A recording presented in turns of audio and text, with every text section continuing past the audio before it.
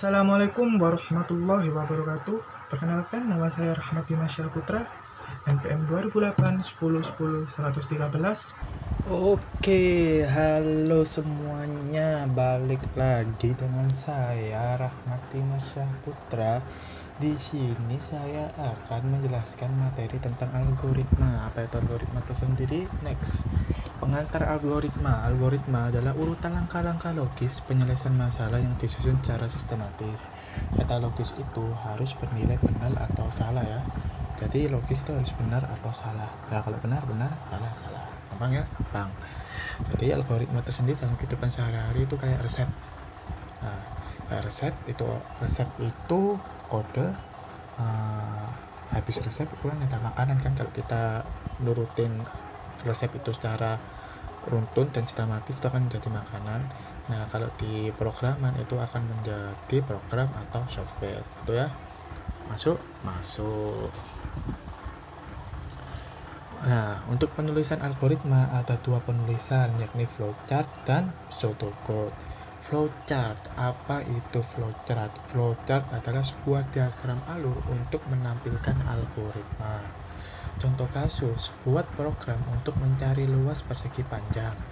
Oke. Nah, contoh kasus ini aku akan memakai aplikasi Raptor. Nah, ini aplikasi Raptor. Jadi aplikasi Raptor ini kita bisa membuat flowchart sama juga bisa menampilin apa yang kita sudah buat, teknik programnya. Oke. Yang pertama ini adalah logo input untuk menginputkan data, ini adalah logo output untuk mengoutputkan data, ini adalah assignment, ini adalah proses, kali ini untuk memanggil, sedangkan selection ini adalah untuk if, teori jika, dan ini loop, teori perulangan. Nanti kita bahas di next slide. Oke, yang pertama kita untuk mencari luas persegi panjang adalah masukkan panjang, kita masukkan inputnya adalah data P, terus masukkan lebar, kita masukkan inputnya adalah L, kita proses di sini luas sama dengan panjang kali lebar. Nah, untuk outputnya adalah luas persegi panjang adalah plus luas. Plus ini adalah untuk menampilkan apa yang ada di sini ya, outputnya adalah plus ini. Oke, langsung kita jalankan. Program luas persegi panjang, masukkan panjang 9, masukkan lebar 90. Luas persegi panjang adalah 810. Mantap. Begitu ya. Mau enak jiwa, mantap jiwa. Lanjut ke presentasi. Nah, kalian sudah bisa membuat flowchart itu secara singkat dan jelas. Kalian bisa coba-coba sendiri aplikasinya. Kalian coba search di Google contoh-contoh kasus menggunakan flowchart. Kalian buat di Raptor. Next. Pseudocode adalah penulisan algoritma dengan menggunakan kode-kode yang kita ketikkan. Untuk contoh kasus pseudocode, kita akan langsung masuk ke teori if. Di teori if nanti kita akan menampilkan contoh-contoh kasus pseudocode dan menggunakan pseudocode. Oke, sebelum masuk if tersebut, alangkah baiknya kita mengenali apa itu tipe data. Oke, bentar. Di bahasa pemrograman, tipe data ada 4, yakni bilangan bulat, bilangan desimal, karakter, sama boolean. Di mana bilangan bulat itu terdapat 3 macam, integer, long, sama short. Integer memiliki 32 bit, long memiliki 64 bit, dan short ada 8 bit. Maksud dari bit tersebut adalah jangkauan angkanya lebih banyak long kalau kalian ingin menampilkan jangkauan angka yang banyak, 8 angka, 9 angka, bisa pakai long. Kalau kalian hanya menampilkan 4-5 angka, pakai aja short. Oke. Untuk bilangan desimal ada float, bilangan desimal, koma seperti ini 5,6, double juga sama 8,9. Kalian bisa pilih salah satu. Karakter apa fungsinya kita menggunakan integer atau float? Kalau kita ingin membagi, kan umpamanya kita membuat program kalkulator sederhana membagi 3/2. Kalau kalian menginputkan dengan integer, maka komanya itu gak akan dimunculkan. Tapi kalau kalian menginputkan dengan float, maka komanya akan dimunculkan. Yang ketiga adalah karakter, ini char ya, karakter. Kalian bisa menggunakan tipe data A, B, C, D, E, F, G huruf. Terus ada boolean. Boolean itu bisa dipakai di if yang bernilai true atau false. Itu ya. Mantap kan? Mantap ya. Oke, algoritma perjalangan if then else, dan case of. Untuk yang pertama, if. Perintah if digunakan untuk menyatakan pernyataan kondisional bersyarat. Sintaks sederhana adalah if kondisi pernyataan. Untuk contohnya, kita ada cek positif ya. Deklarasikan bilangan integer. Tadi berapa bit? 32 bit. Deskripsi red, baca bilangan. Umpamanya kita masukkan bilangannya 2. Jika 2 lebih besar dari 0, maka tuliskan positif itu ya. Kalau kita memasukkan negatif 1, maka program nggak akan tahu karena cuma satu kondisi aja. Jadi kalau 2 ya udah positif. Itu. Ini baru if then. If then artinya hanya ada satu kondisi yang menjadi syarat untuk melakukan satu atau satu blok sekelompok pernyataan. Bentuk umum algoritma apa ini? Bentuk umum algoritma teks standar berjabaran dengan satu kondisi. If, kondisi, then. Nah, contoh, jika A lebih besar dari B, maka tulis A. Hampir mirip dengan if, nggak ada bedanya, serupa tapi tidak sama. Yang ketiga adalah if then else. If then else artinya ada dua kondisi yang menjadi syarat untuk dikerjakannya dua jenis pernyataan bentuk umum percabangan dengan dua kondisi. If kondisi, then pernyataan 1, else pernyataan 2. Ini baru seru ya, masuk ke else. Untuk contohnya, jika A lebih besar dari B, then write A. Untuk yang if then maka akan berhenti sampai ini. Maka di else gak akan berhenti, kita tambahkan else write B. Ya kalau yang dimasukkan angka pertama lebih besar dari angka kedua, ya program akan menunjukkan angka pertama. Tapi kalau menunjukkan angka kedua lebih besar daripada angka pertama, program akan menunjukkan angka kedua. Case of. Apa ini? Case of adalah merupakan perluasan dari pernyataan if. Jadi diperluas. Daripada kalian menulis satu-satu, kalian bisa pakai case of. Algoritma konversi nilai. Kita masukkan deklarasi nilai angka 0 sampai 100 input, nilai huruf, chart, tipe tanda chart untuk outputnya, oke? Nah, kalau kalian memakai if, di sini kan nanti kalian bisa pakai if bla bla bla. If 86 sampai 100, then write A. Else, if 71 sampai 55, then write B. Nah, kalau pakai case of kalian bisa nulis kayak gini aja. Nah, nanti program akan menunjukkan kalau kalian menginputkan 71, ya maka program akan menunjukkan indeks nilai B. Itu ya. Jadi enak pakai case of daripada pakai if. Tapi ya tinggal pilih lah mana yang lebih berguna. Kok ngatur-ngatur lah ya. Nah, terus ada loop. Loop ada 3, while loop, do while, sama for. Bedanya apa? Untuk bedanya, yang pertama while loop. Ntar saya buka paint dulu. Oke. Nah, untuk while loop, jadi kita nih ada flowchart. Nah, ini start, dan ini start, jelek, start, dan ini end. Oke, dan ini end. Untuk yang while loop, kalau kita masukkan inputkan data di sini ya. Nah,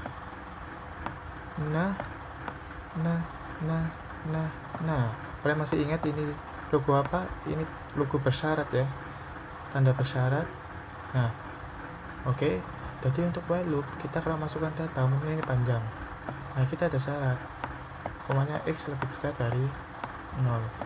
Jika panjang itu adalah x lebih besar dari 0, maka dia akan masuk loop di sini. Nah, ini while loop. Dan untuk do while kita inputkan panjang. Untuk tadi yang while loop kita ada syarat dulu, tapi di do while kita proses dulu datanya, baru kita masuk ke cabang persyaratan. Kalau memenuhi kita loop ke sini. Nah, gitu ya. Kalau tidak memenuhi ya kita end. Ini untuk perbedaannya. Oke, mantap jiwa. Untuk yang for gimana? Untuk yang for adalah gabungan penulisan dari while loop dan do while. Contoh kasus, bagaimana kita menampilkan ini? 1, 2, 2, 3, 3, 4, 4, 4, 4. Oke, kita tinggal ngasih contoh yang pakai program ini. Contoh kasus pakai teori for loop. Nah, di for loop ini ada kayak gini ya, penulisannya kayak gini ya, for. Nah, di sini kita kasih integer. Wait, jangan langsung for dulu dong, kita percantik dulu programnya. Masuk program segitiga. Oke, program segitiga. Cout and line. Wait. And line. Oke. Cout. Masukkan pola ke n,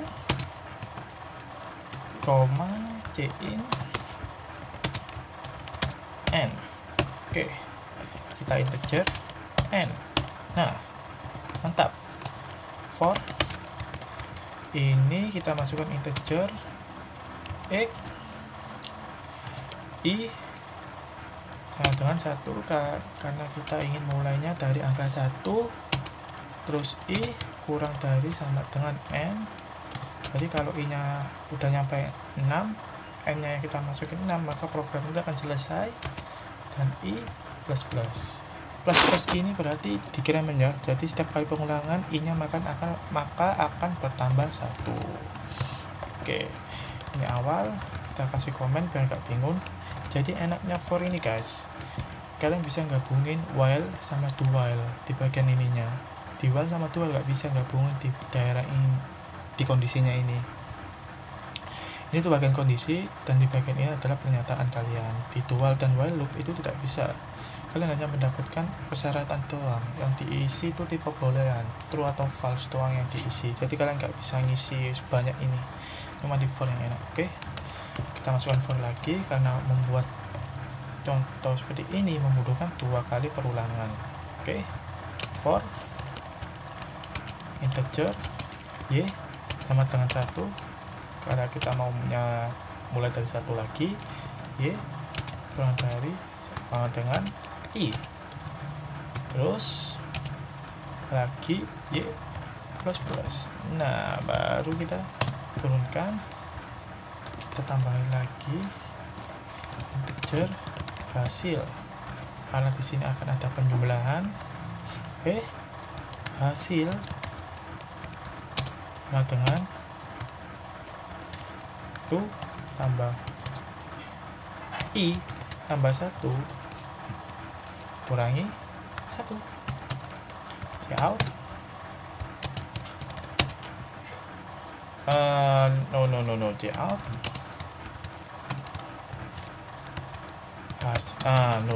bukan pakai titik koma ya, hasil koma. Oke, di sini kita pakai cout and line. Dah, ke sini kita compile. Ntar sukses, finish dalam 2,9 detik. Kita coba untuk melihat programnya. Saya taruh di mana programnya ini, di div. Nah, di mana C++ LP. Nah, 4. Nah, sudah selesai ya. Ini 8. Oke, ayo kita jelaskan dulu. Jadi ini kenapa kok rumusnya ini 1 tambah 1 kurangi 1. Jika i nya 1, maka 2 kurangi 1 1. Jika i nya 2 tambah 1 3, kurangi 1 2. Nah, untuk for yang ini guys, jangan tahu untuk for yang ini itu cuma nyediain barisnya doang. Jadi untuk barisnya doang, set belum diisi angka. Baru di for ini itu diisi angka, udah mulai diisi angka. Oke, paham?